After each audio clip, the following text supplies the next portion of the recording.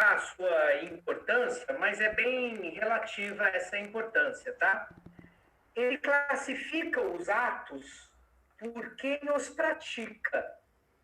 Então, quanto a quem pratica o ato em si, há uma classificação do código dividida em 3 partes, tá? Então, anota aí.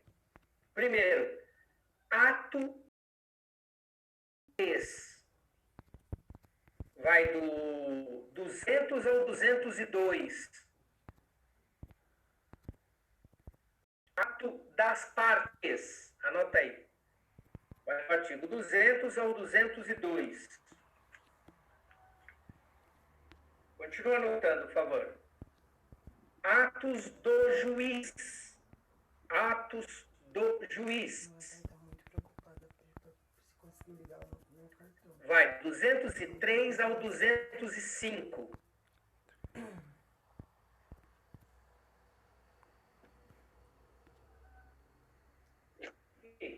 Atos do escrivão ou do chefe de secretaria.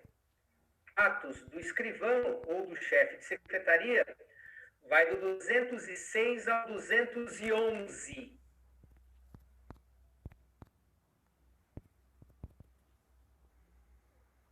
Então, ato das partes, 200 ao 202, atos do juiz, 203 ao 205, e atos do escrivão do chefe de secretaria, 206 ao 211. Muito bem. Destas três dinâmicas, o mais importante e o que cai nas provas da OAB são os atos do juiz. Então, por isso, a gente vai se ater a essa parte, que é a parte absurdamente importante, tá? Atos do juiz. Então, na linha de baixo, você vai colocar assim, ó, atos do juiz. Atos do juiz. Atos do juiz. Título da aula de hoje, atos do juiz. Você vai pegar o seu CPC, Código de Processo Civil, agora, e vai abrir no artigo 203. Abram todos no 203. É absurdamente importante que você acompanhe a aula de hoje com o seu código do lado, abertinho, no artigo 203. Então, é muito importante que você assista a aula hoje com o Código de Processo Civil ao lado. Senão vai ser muito difícil entender. Muito bem. Vamos lá. Primeiro de tudo, o Código de Processo Civil novo, ele não usa essa nomenclatura, atos do juiz. Se você verificar acima do 203, você vai notar que o novo CPC chama esse atos do juiz de pronunciamentos do juiz, né? Então, esses atos do juiz recebem o nome, pelo novo CPC, de pronunciamentos do juiz. Só está alterando o nome do título, mas atos do juiz são pronunciamentos do juiz. Ótimo. Bom, antes da gente começar, primeira observação. Anota aí. Primeira observação.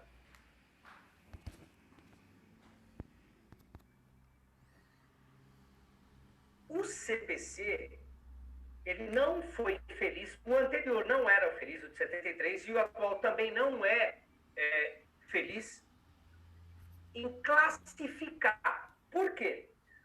Porque, vai anotando essa observação, hein? Porque o CPC, no 203 e 204, ele vai definir os atos do juiz. Então, o juiz pode praticar ou este ato, ou este ato, ou este ato, ou este ato. Só que o juiz pratica mais atos do que só esses do 203 e 204. Então, na verdade, o que o CPC fez foi colocar os atos que o juiz pratica. Só que fora esses 203 e 204, que são verdade, os mais importantes. Existem outros que não estão no 203 e no 204. Exemplo, presidir a audiência. Quem é que preside a audiência? Ah, quem preside a audiência é o juiz. Não está aí, nem no 203, nem no 204. Não está aí. Exemplo 2. Inquirir testemunhas.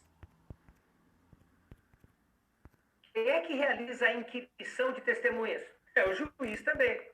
E não está nem aí no 203, 204. Então, existem outros atos que são praticados pelo juiz que estão em vários lugares do CPC, não só no 203 e 204. Em apertado resumo essa observação. Ótimo.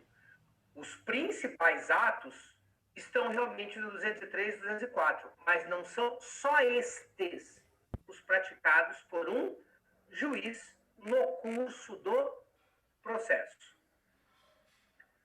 Tudo bem? Ótimo. Bom, vamos lá então agora verificar, e agora é a parte mais importante da aula de hoje inteira. Vamos verificar que atos são esses, que pronunciamentos são esses que são praticados pelo juiz. Bom, muito bem. Ó, o CPC o novo, esse que a gente vai estudar agora, é uma cópia do antigo. Muito pouca coisa mudou, tá? Muito pouca coisa mudou. Então, a dinâmica é exatamente a mesma. O que o CPC faz? Ele prevê para o Poder Judiciário a prática de 4 atos. Anota aí. A prova.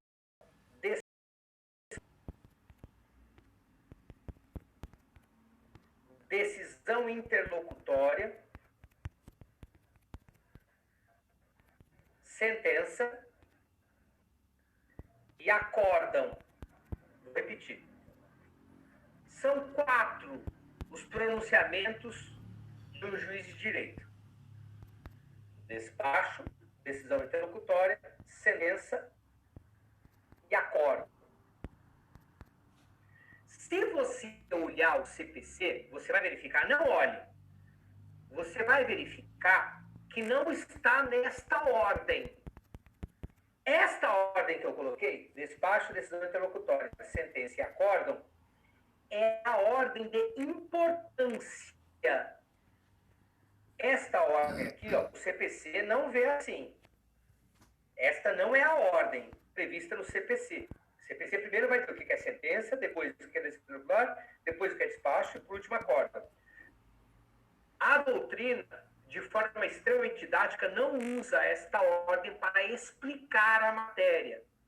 Ela usa a ordem que eu te passei, definindo cada um dos atos por nível de importância. Despacho é o menos importante e acórdão é a decisão mais importante.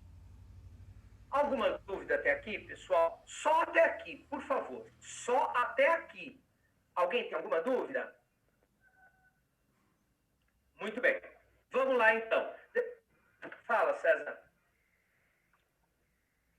Você falou que a doutrina coloca o acordo mais antes que o despacho. Então, o anterior seria a ordem de importância de quem? Da decisão, César. A divisão é feita da decisão menos importante para a mais importante, César. Acho que eu falei isso, não falei, Marjorie? A decisão menos importante é o despacho. E a mais importante é o acórdão. Ah, então entendi. Este ordenamento é da doutrina, então. Isso. Tá bom, perfeito. Vamos lá, então, pessoal. Tá. Primeira decisão. Despacho. Despacho. Vamos lá. Despacho. despacho é previsto no artigo 203, parágrafo 3º. 203, parágrafo 3º. O conceito que você vai ler aí no seu CPC é: despacho é todos os demais atos. Não use este conceito que está previsto na lei. Você vai usar o que eu vou ditar para você agora. Porque a gente alterou a ordem, né? Tá bom? Então, esse conceito aí do parágrafo 3º, você não pode usar ele porque a gente alterou a ordem. Então, o conceito, eu vou ditar, vai, anota aí, vou ditar. Despacho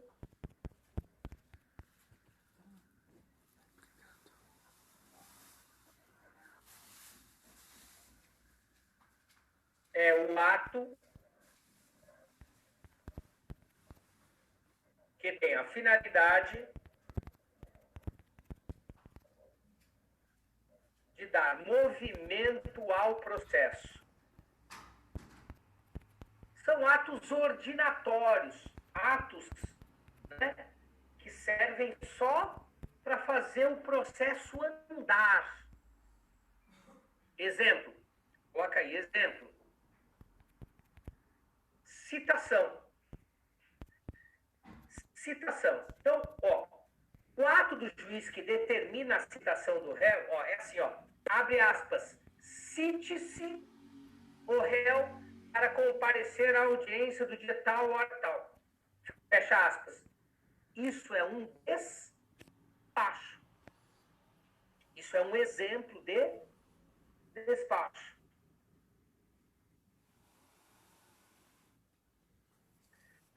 Durante todo o processo, o juiz solta inúmeros despachos. Inúmeros despachos. Ah, quantos despachos tem no processo? Não sei, depende do tamanho do processo. Tem processos que são mais longos, tem uma maior quantidade de despachos. Tem processos que são menos longos, tem uma menor quantidade de despachos. Mas são inúmeros. São inúmeros. São inúmeros. Então, despacho é o ato do juiz. Ó, todos os atos que a gente está estudando agora na aula de hoje são atos do juiz. Então, quem é que realiza esse ato? É o juiz. É atos do juiz. Então, o primeiro ato que um juiz de direito pratica no processo chama despacho. Para que serve o despacho? Só para dar andamento ao processo. São soltados inúmeros. Exemplo, intime-se a testemunha. Exemplo, cite-se o réu. Tudo bem, pessoal? Alguma dúvida sobre despacho? Ele está previsto no artigo 203, parágrafo 3º. Mas você não vai usar o conceito previsto no CPC. Você vai usar este conceito doutrinário que eu acabei de ditar para você. Professor, o senhor poderia repetir para mim, por favor, que a minha internet caiu. É a Francisca que está falando. Repetir o que, Francisca? O conceito de despacho? Despacho é o ato que dá andamento ao processo. Despacho é o ato do juiz, né, que dá andamento ao processo. Tá bom? Ok, obrigado. Não tem problema, não. A Carolina fez uma pergunta, mas já foi respondida, né? Muito bem, pessoal. Rapidamente, alguma dúvida sobre despacho? Uma coisa extremamente fácil de entender, absurdamente simples. Tá bom? Exemplo, citação, exemplo, enfim. Vamos lá. Na linha de baixo, letra B de bola. Segundo ato praticado pelo juiz. Decisão interlocutória.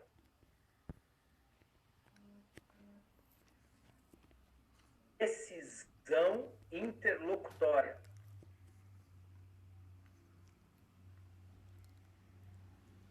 Muito bem. O conceito de decisão interlocutória está no artigo 203,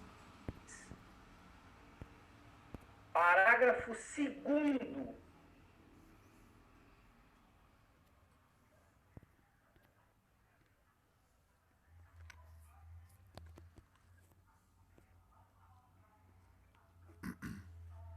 Você também não vai usar o conceito do CPC. Porque o CPC, mais uma vez, não foi didático. Ele trabalha com exclusão. Se não for o anterior, será esse. Tudo que não for esse, será o próximo. Isso não é conceito nenhum. Essa pessoa mandou muito mal. Então, você não vai usar o conceito previsto no parágrafo 2º. Você vai usar o conceito que eu vou ditar agora. É o conceito que cai na minha prova, cai no curso público, cai em tudo. Você não vai usar o conceito legal, que é um lixo, é o lixo do lixo. Bom, o que é uma decisão interlocutória? Bom, anota aí, vou ditar, pessoal. Decisão interlocutória é o ato pelo qual o juiz, no curso do processo,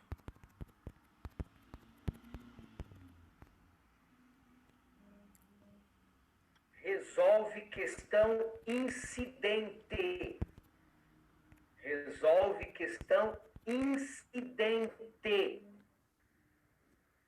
Bom, aqui você vê que o nível de importância já aumenta.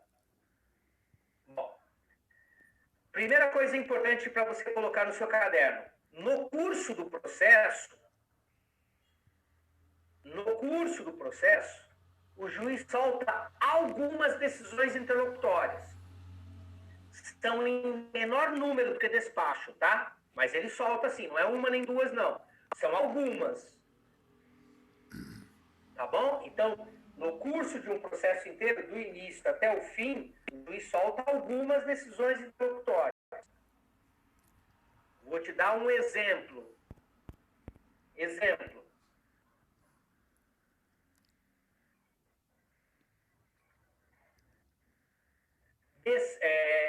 Decisão interlocutória saneadora.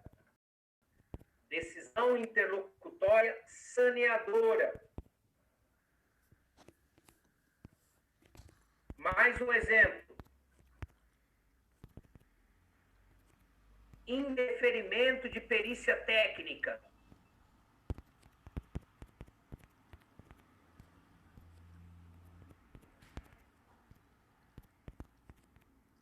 Mais um exemplo. Concessão de justiça gratuita.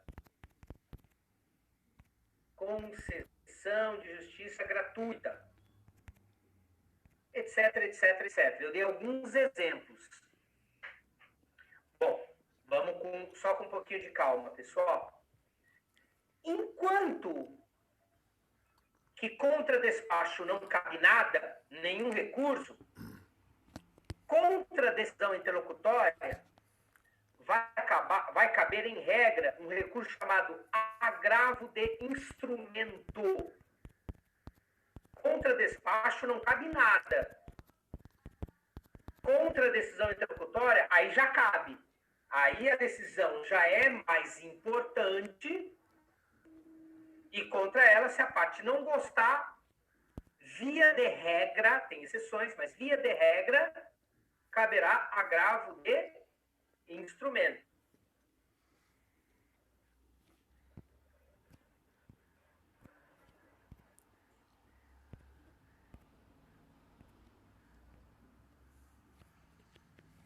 Bom, nem sempre diferenciar despacho de interlocutório é fácil. Às vezes você vai ler um e vai achar que é o outro. Qual é a dica que a gente dá? Qual é a regrinha de ouro para você saber se você está diante de um despacho ou de uma decisão interlocutória? Se chama prejuízo. Se aquele ato do juiz puder causar prejuízo à parte, puder, não estou dizendo que ele está causando. Você está diante de uma decisão interlocutória. Mas, se aquele ato do juiz não puder de nenhuma forma causar um prejuízo à parte, é um despacho. Entenderam? Essa regrinha é importante, tá, pessoal?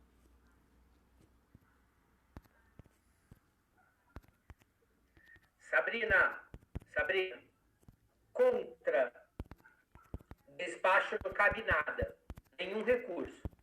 Então, na hora que o juiz soltar um despacho no processo, não vai caber nenhum recurso.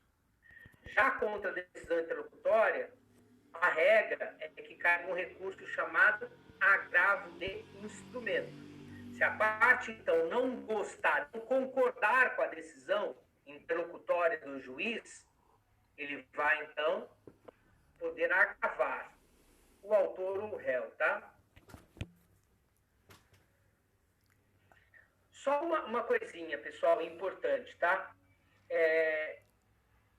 Esses 4 atos do juiz, em alguns livros, você vai encontrar eles com o título chamado assim, decisões judiciais. Aí você tem 4 modalidades: despacho, decisão interlocutória, sentença e acórdão. Tá bom, pessoal? Então, em alguns livros, em algumas provas, você vai encontrar o título lá em cima, assim, ó, decisões judiciais. Em outros livros, atos judiciais. Em outros livros, pronunciamentos judiciais. Tudo bem, pessoal? Pessoal, deixa eu falar uma coisa muito importante para vocês, tá? Essa aula de hoje, eu quero que você coloque um asterisco nela. É certeza absoluta que na sua prova cairá pelo menos uma questão sobre a aula de hoje. É certeza absoluta. Essa aula é muito, absurdamente importante. Então, é muito certeza. Tá bom? Então, assista com bastante atenção e anote tudo. Tudo que você puder, anote. Fica brisando não, hein, pessoal? Vamos lá. A gente teve muito tempo aí para descansar, né? Aproveitando o ensejo, pessoal, vou falar bem rápido porque a gente tem pouco tempo, tá? Ainda tem bastante matéria para dar. As nossas provas, alguém confirma aí para mim, elas já foram agendadas e elas são na presente data. 5/11 é a prova, é a NP, 5/11. Ela começa milimetricamente às 8h25 e acaba milimetricamente às 9h40, né? E 9h40. Ou seja, é um período de aula inteiro, mas é só o primeiro, não é o segundo. É sempre o primeiro. E eu vou começar rigorosamente. Via de regra, 2 minutinhos antes eu já ligo o Zoom e já começo. Não tem historinha, tá? A segunda prova, me confirma aí, por favor, será dia 19/11. É a prova SUP, para quem não fez a prova anterior. 19/11, mesmo horário. Está correto? Está correto, né? E depois, o exame, para quem não conseguiu passar direto, é dia 2/12. Confirma para mim essa data, 2/12. Bom, toma um absurdo cuidado com essa data 2/12. Por quê? Porque dia 2/12 não é uma quinta-feira. Dia 2/12 é uma quarta-feira. Professor. Oi, pois não. Desculpa, o Rolim passou que o exame será no dia 3/12 e não no dia 2/12. Pera aí. Segura aí. Bom, então nós temos o tal do despacho, já definimos o que é, e a decisão interlocutória. Agora vem o mais difícil. Na linha de baixo, sentença.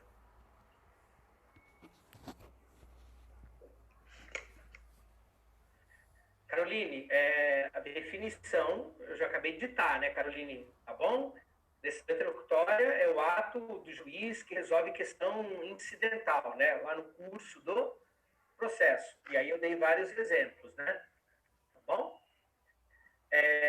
Na linha de baixo, vamos lá. Sentença. Esse vai merecer uma atenção absurdamente especial. Sentença não é um ato do juiz fácil de se definir e mais difícil ainda de se explicar. No CPC antigo, o que morreu, quando ele foi elaborado lá em 1973 e passou a vigorar, ele tinha o seguinte conceito: sentença é o ato que põe fim ao processo. Tá bom?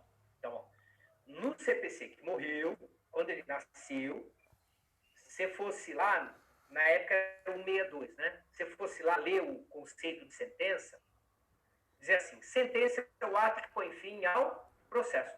Realmente, se você for parar para pensar, existe uma lógica nesse conceito, né? Porque o processo está andando, de repente o juiz solta a sentença e acontece o que com o processo?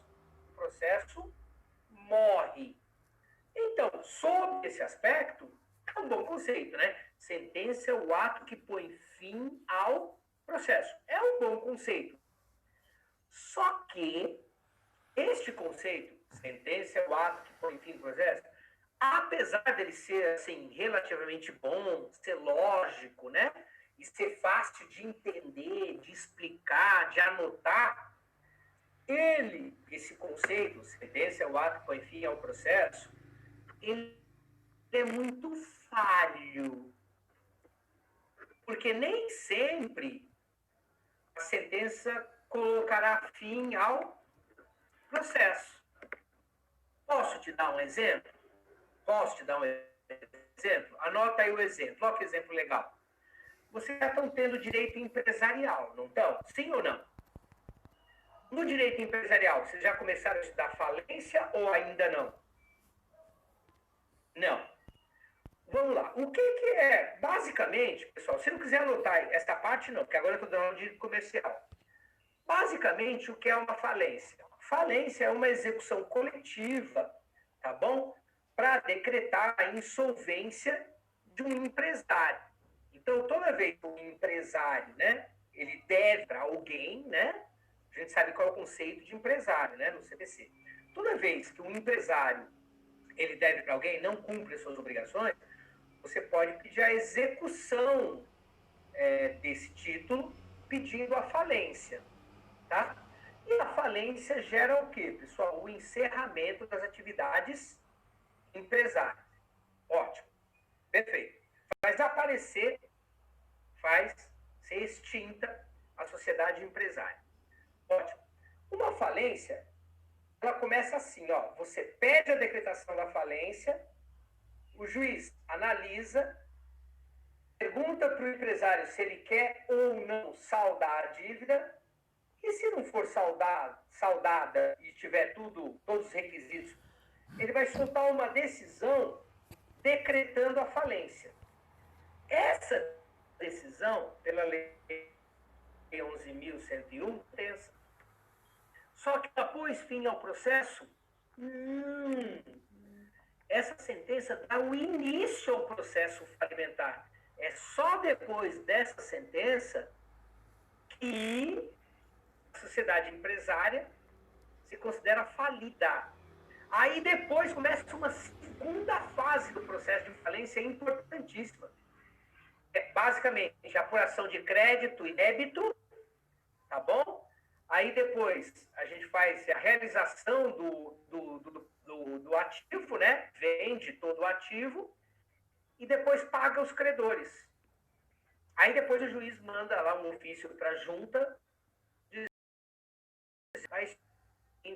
a sociedade empresária.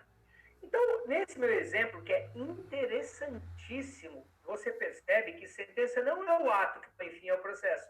Nesse meu exemplo, é o contrário, né, Leonilda? Sentença é o ato que dá início ao processo falimentar. Olha só que interessante, né?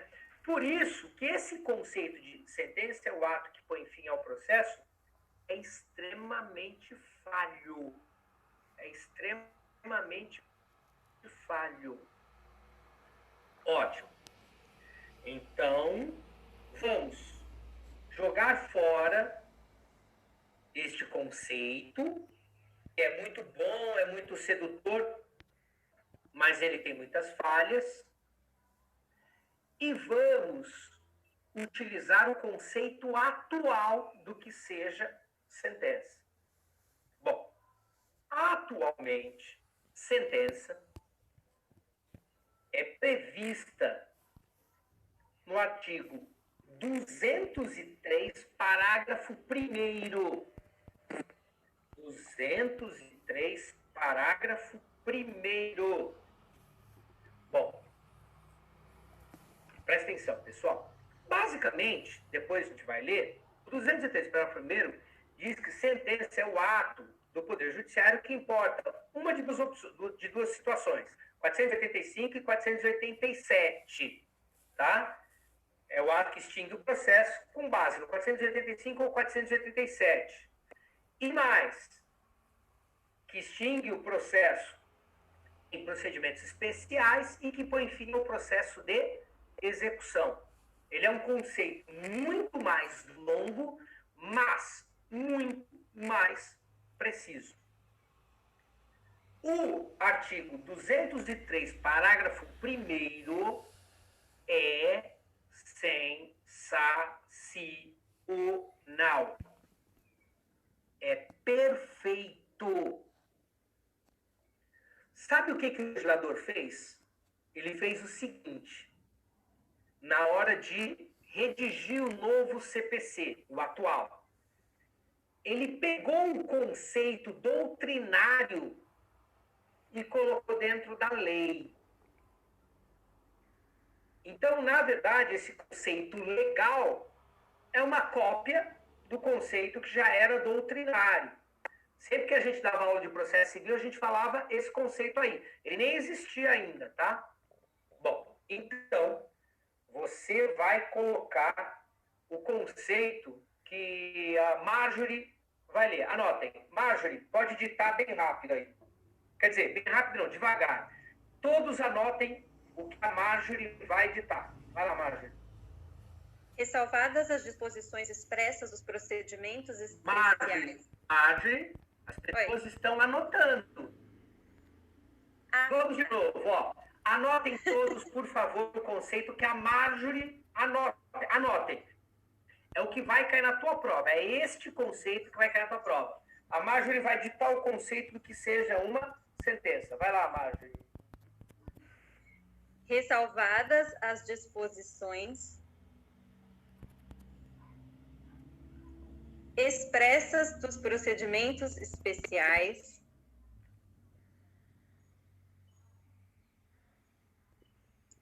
sentença é o pronunciamento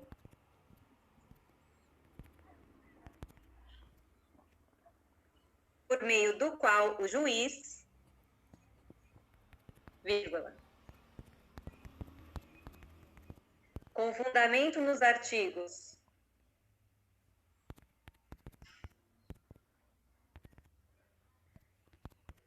485 e 487, vírgula, põe fim à fase cognitiva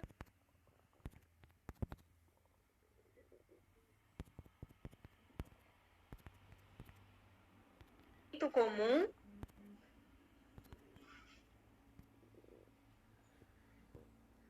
vírgula, bem como extingue a execução.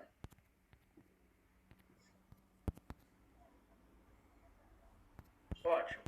Esse conceito, então, ótimo, ele é sensacional, ele é bem completo. Só que agora é a hora de eu explicar esse conceito. Ele é um pouco mais longo e é necessário ser explicado. Ótimo. Vamos à explicação dele anotem absolutamente tudo que eu falar a partir de agora, por favor. Vamos lá, pessoal. Anotem absolutamente tudo que eu falar a partir de agora. Vamos lá, pessoal. Primeira observação importante. Eu já expliquei para vocês que existem dois tipos de processo hoje, né, no Brasil. Processo de conhecimento e processo de execução. Eu já expliquei isso, não expliquei, pessoal? Bom, este processo de conhecimento, que já foi explicado, este processo de conhecimento, hoje, modernamente, ele é formado por duas fases. Na primeira fase, chamada fase de cognição, você serve para ter certeza ou não do direito da pessoa. E como é que acaba esta fase? Com uma sentença. É o que está escrito aí. Então, nesta sentença, o juiz vai dizer quem é o detentor do direito. Das relevantes razões acima expostas, julgo procedente o pedido formulado na petição inicial para condenar o réu a pagar a importância de R$10.000 com juros e correção monetária. Condeno o réu também a pagar custas, despesas processuais e honorários advocatícios que fixo no importe de 10%. Registre-se, publique-se e intime-se. Aí vem o juiz, coloca a data e assina. É a sentença que pôs fim ao processo de conhecimento, né? O processo de conhecimento começa com a petição inicial e termina com a sentença. É que, na verdade, ele não pôs fim ao processo. Ele pôs fim a esta fase. Por que não? Depois dessa sentença, pessoal, se o réu não cumprir o comando da sentença, não pagar aquilo que ele foi condenado, você vai ter que abrir uma segunda fase, que se chama fase de cumprimento de sentença. Fase de cumprimento de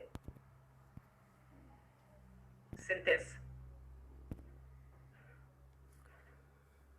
Vamos lá, vou repetir essa primeira parte da explicação, que ela é muito importante.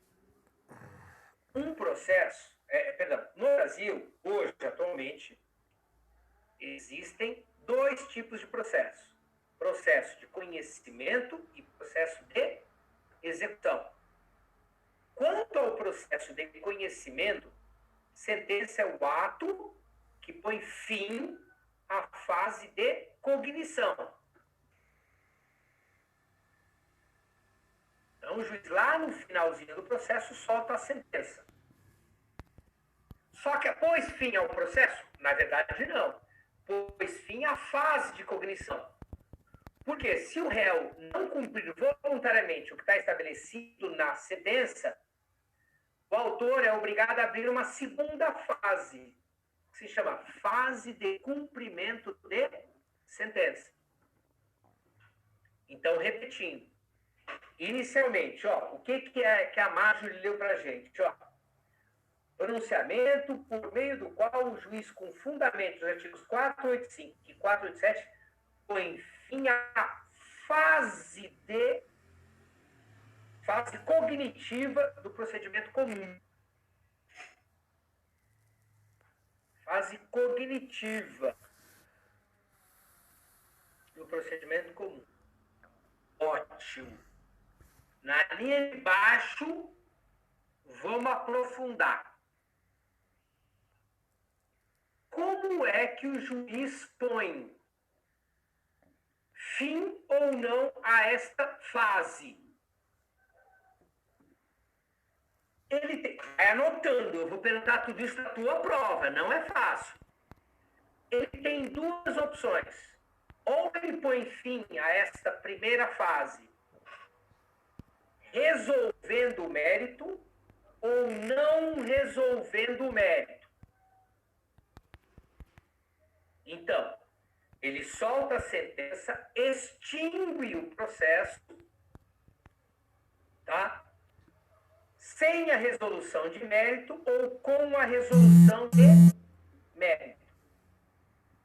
O que é mérito mesmo, gente? Qual é o sinônimo que você vai usar para mérito? Eu falei isso 1,5 bilhão de vezes. Mérito é igual ao quê, gente? Pedido. Pedido. Mérito é igual a pedido. Então, vamos voltar e repetir. Neste primeiro caso que a gente está analisando, sentença é o ato que põe fim à fase número 1, a fase de cognição do procedimento comum, sem o julgamento de mérito, ou seja, sem o julgamento do que o autor pediu, ou com o julgamento de mérito. Com o julgamento do que o autor pediu. Calma. Andressa, no parágrafo 1º, são mencionados 2 artigos. Quais são eles, Andressa? No parágrafo 1º, são mencionados 2. Você está sem microfone, Andressa. No parágrafo 1º, são mencionados 2 artigos. Quais são eles? Você não está conseguindo. Daiana, são mencionados 2 artigos. Quais são eles?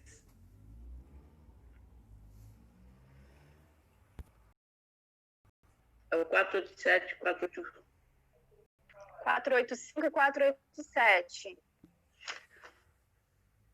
Desculpa, pode repetir?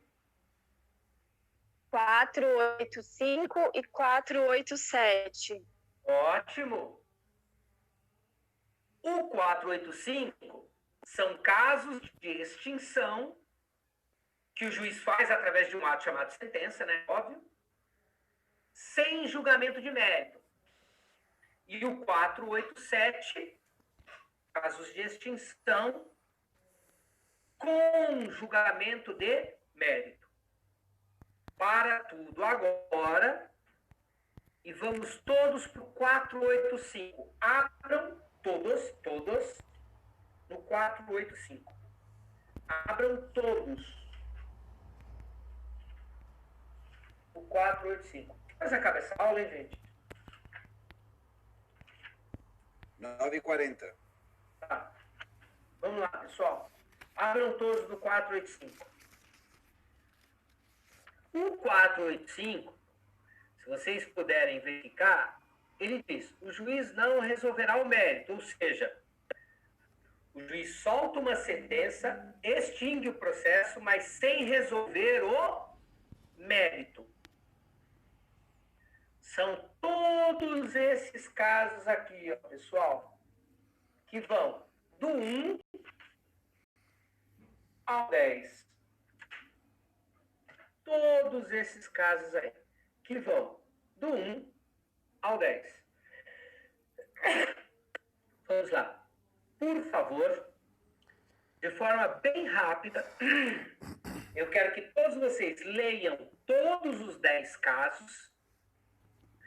E se ficar alguma dúvida, eu quero que você me pergunte agora. São os casos de sentença em que, através da sentença, o juiz extingue o processo sem o julgamento do que foi pedido pelo autor, sem julgamento do pedido, sem julgamento de mérito. Leiam rapidamente todos os casos, aí me perguntem se tem alguma dúvida. Tem que ser rápido, pessoal.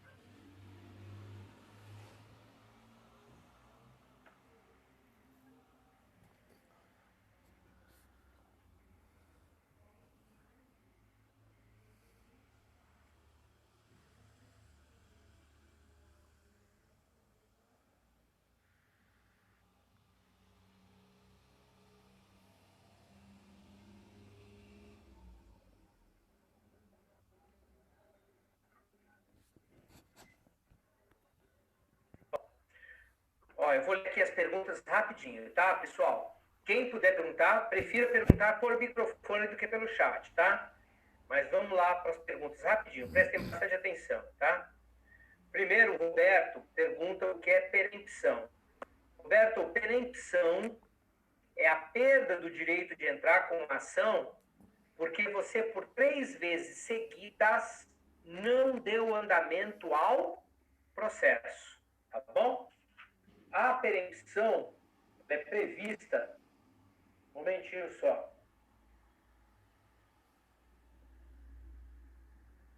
Um momentinho só.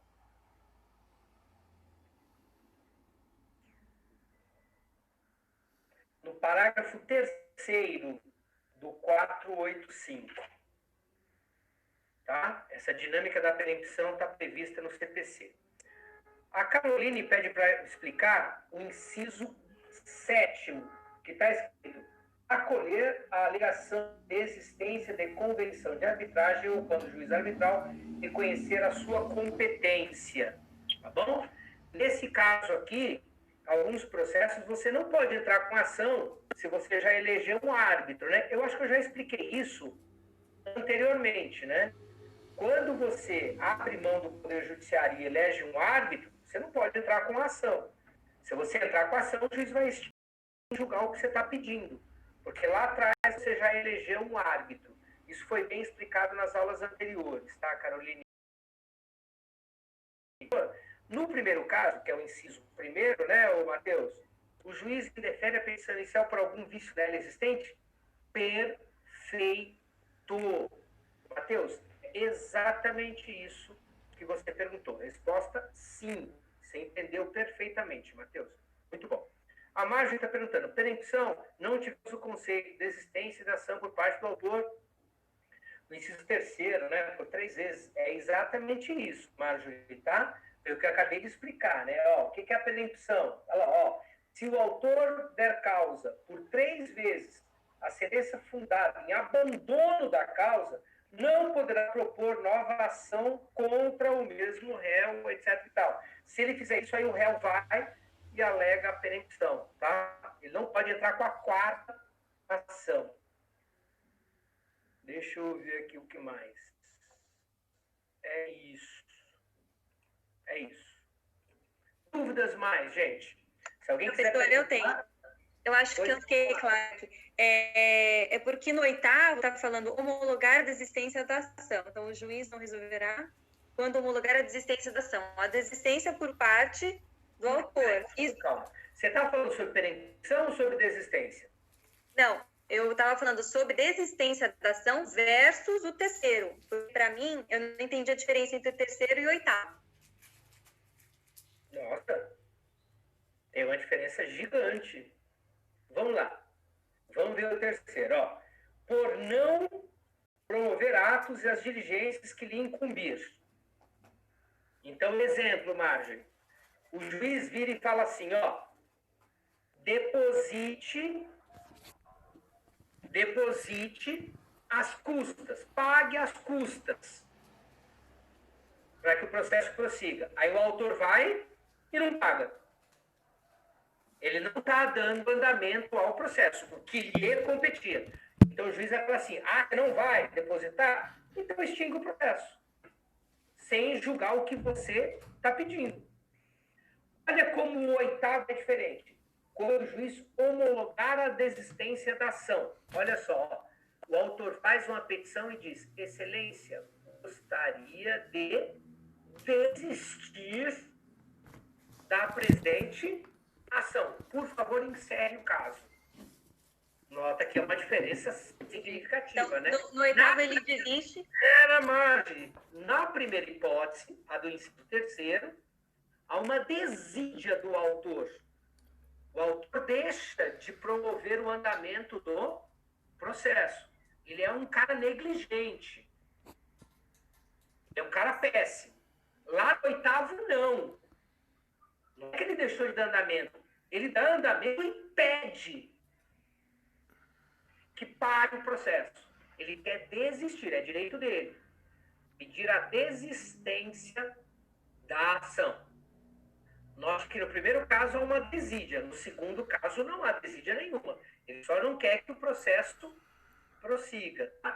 Para que haja a homologação da desistência, se o réu já tiver sido citado, o réu precisa concordar. Antes do réu entrar nos autos, não precisa perguntar para o réu se ele concorda ou não com o fim do processo. É só você pensar assim, Marjorie, ó. Antes do réu entrar, o processo é só do autor. Depois que o réu entra, aí o processo passa a ser do réu também. Então, para o juiz extinguir pela desistência, só se o réu concordar, depois que ele estiver no processo. Note que é muito diferente. O terceiro e o oitavo são bastante diferentes, tá? Pois não, César? Então, a liberdade do juiz é decidir, não é que ele... porque se o processo anda e ele vê que o autor, na verdade, agiu mal, e o direito, na verdade, do réu, o juiz pode decidir avançar o processo e terminar em conta do autor. É liberdade do juiz, não é? Sim, no caso de desistência, exatamente Sim. isso. Só que se o réu quiser concordar, aí o juiz tem que concordar o processo. Sim.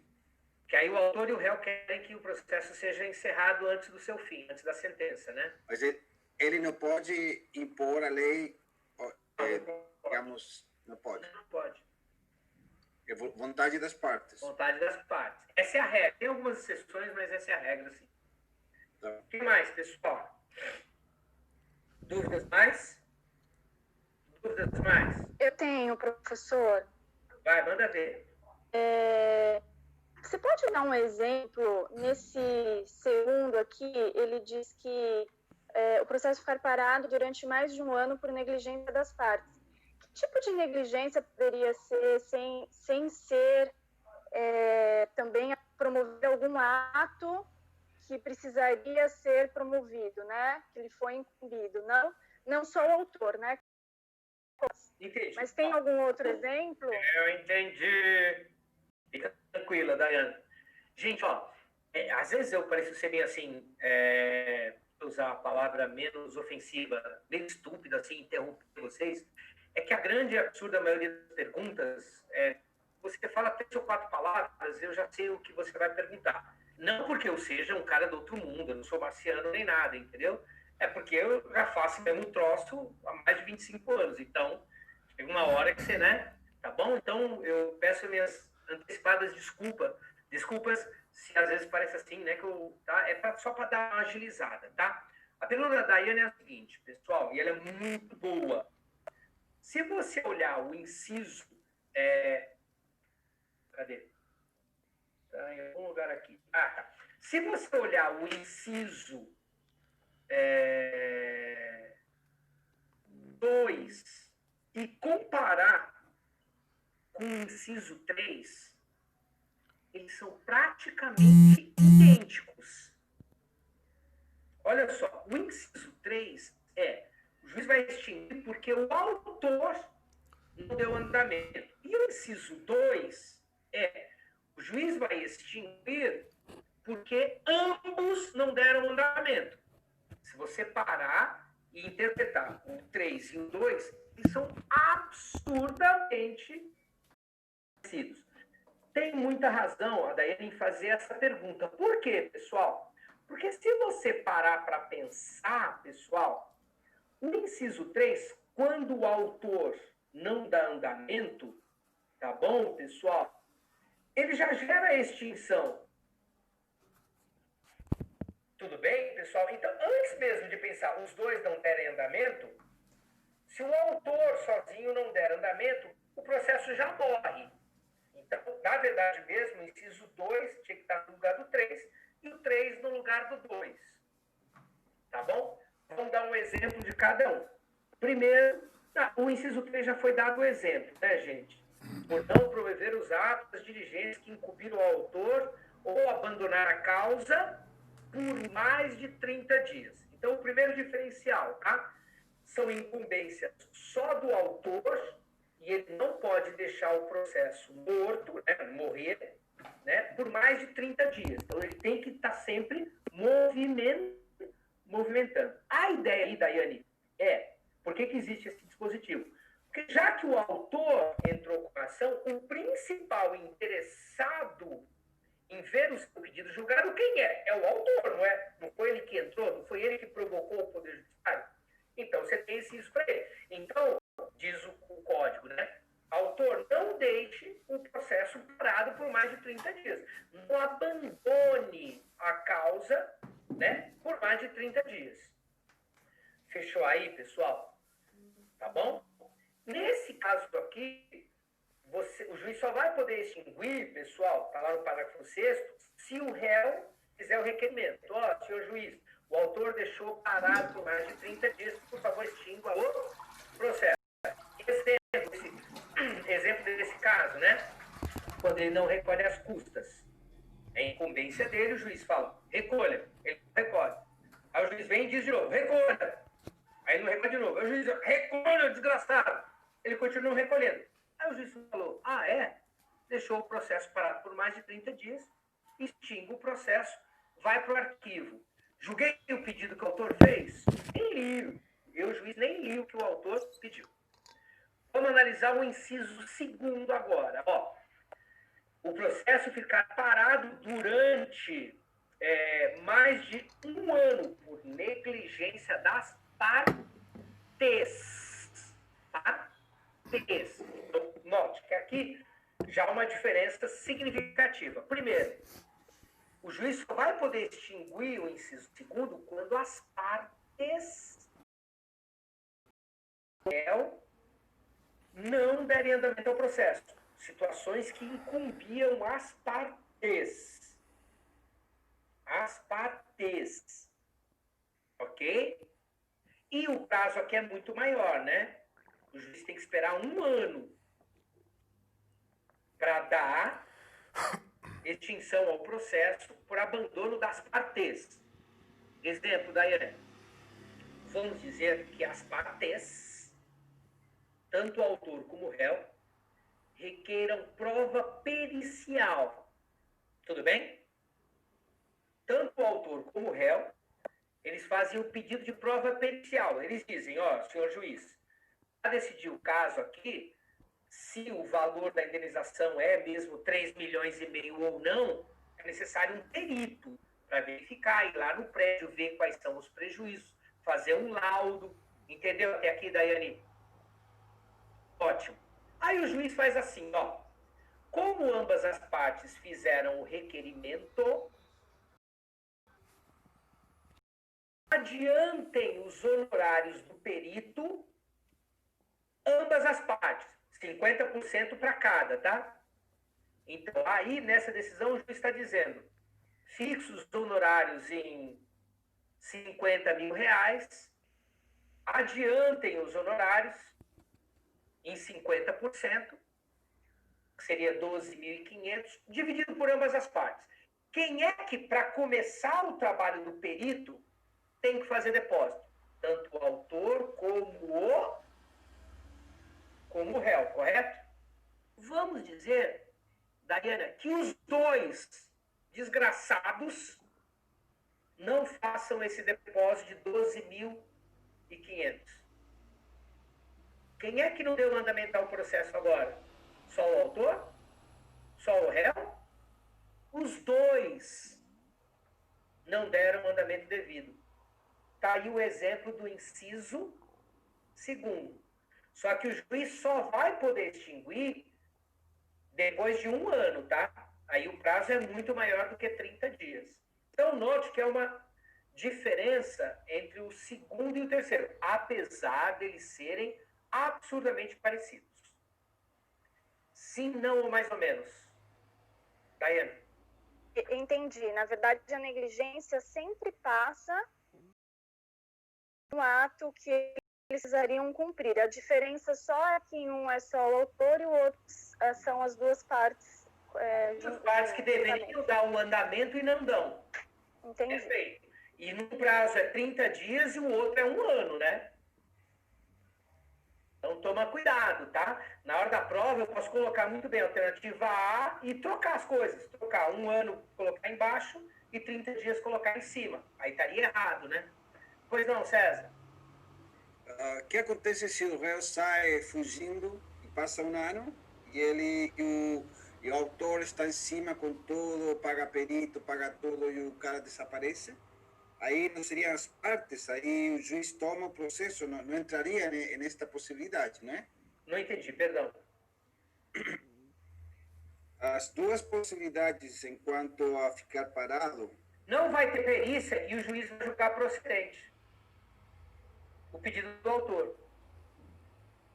Nesse caso, o juiz não vai extinguir, porque não foi as duas partes que não deram andamento, foi só o réu que não deu andamento. Então tem que ser as duas ou o autor. O réu não tem nada a ver. No meu exemplo, sim, perfeito. Isso, exatamente isso. Tá bom. Perfeitamente isso. Mais dúvidas, pessoal? Pode perguntar à vontade aí. Bom, esses, então, foram os casos do 485, a extinção do processo sem julgamento de mérito. Mas nós temos um outro artigo, né? Que é o 487. Abram todos lá o 487. O 487 é bem menor, ele traz os casos que o juiz, através de uma sentença, isso com o julgamento de mérito, com o julgamento do pedido que o autor fez.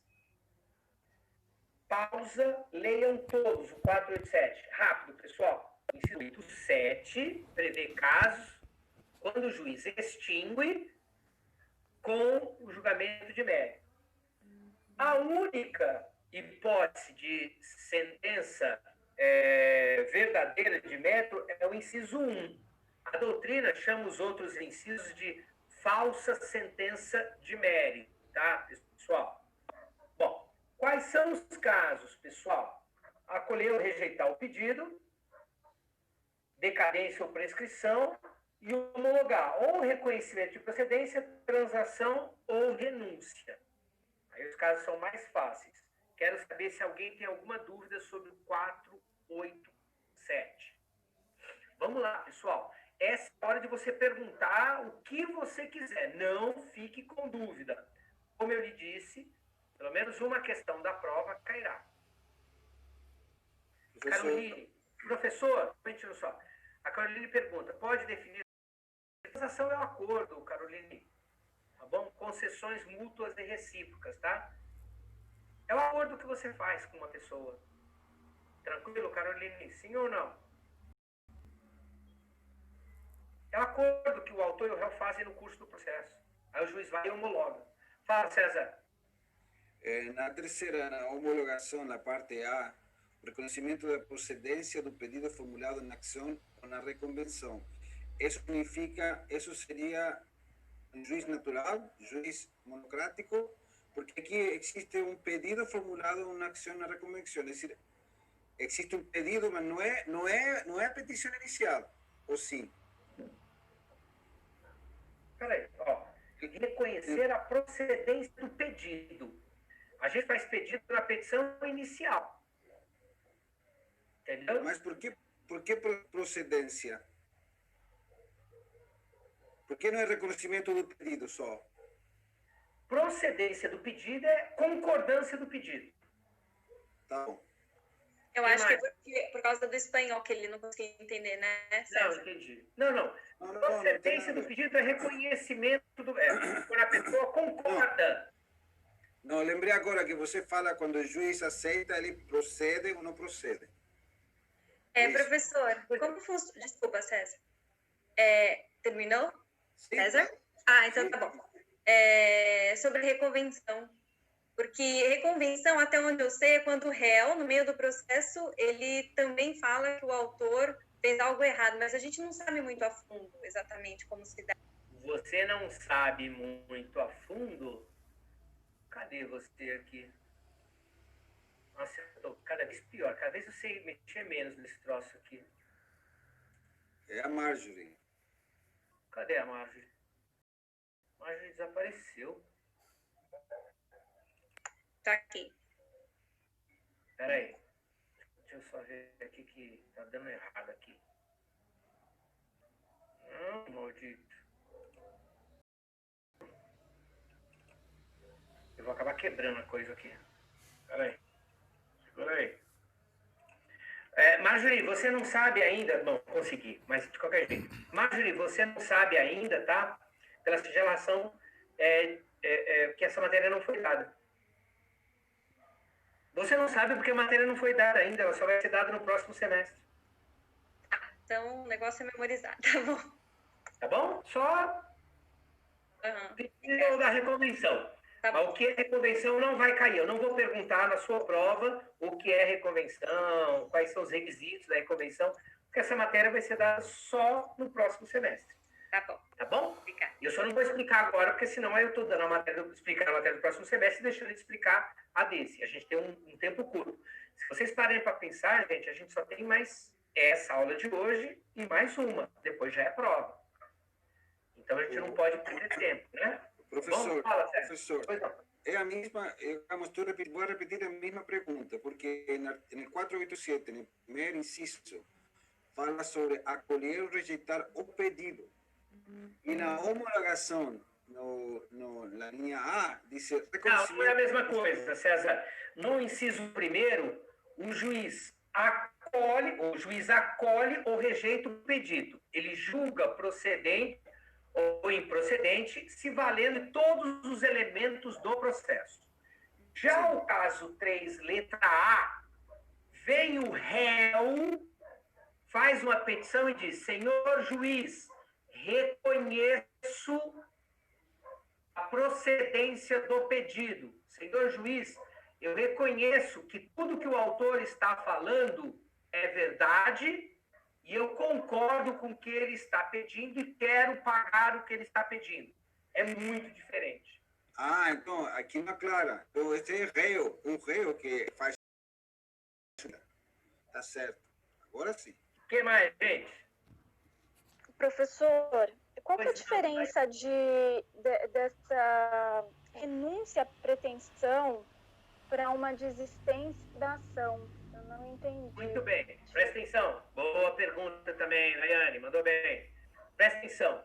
Quando você desiste da ação,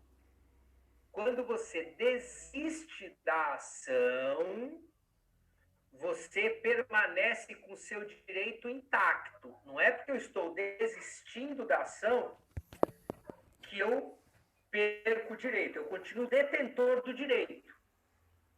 Eu só não quero fazê-lo valer agora. Estou desistindo da ação. Quando você desiste da ação, Dayana, você continua sendo detentor do direito. Daqui a 2 meses você pode entrar com a mesma ação de novo. A renúncia do direito, que é o que você está me perguntando agora, Dayana, é bem diferente. Quando você renuncia ao direito, você abre mão do direito. Você deixa de ser detentor do direito. Aí você nunca mais vai poder tentar fazer valer esse direito, porque você já não é mais dona do direito. Entendeu, Dayana? Quando você desiste da ação, você continua dono do direito. Você pode fazer valer ele mais lá para frente a ação. Quando você renuncia ao direito, você deixa de ser detentora dele. Tudo bem? Entendeu, Dayana, sim ou não? Entendi. Mas isso, então, ele está julgando mérito nesse caso? Isso, perfeito. Olha só. Eu, Sérgio Cantal, entro com uma ação contra a Andressa e no caminho eu faço uma petição, eu, autor, dizendo: Excelência, gostaria de dizer expressamente que eu não quero mais essa porcaria desse direito. Eu renuncio expressamente ao que eu estou pedindo aqui neste processo. Eu faço uma petição dizendo isso. Vem o juiz e fala: tá bom, extingo o processo com o julgamento do que você está pedindo, pela sua renúncia. Artigo 487, inciso 3º, letra C de casa. Tem uma diferença significativa entre desistir da ação e renunciar ao direito. São coisas bastante diferentes, tá bom? Senhores, pelo que eu vejo aqui, são 9h42 e a gente precisa dar uma parada. Ah, não, é 9h45, né?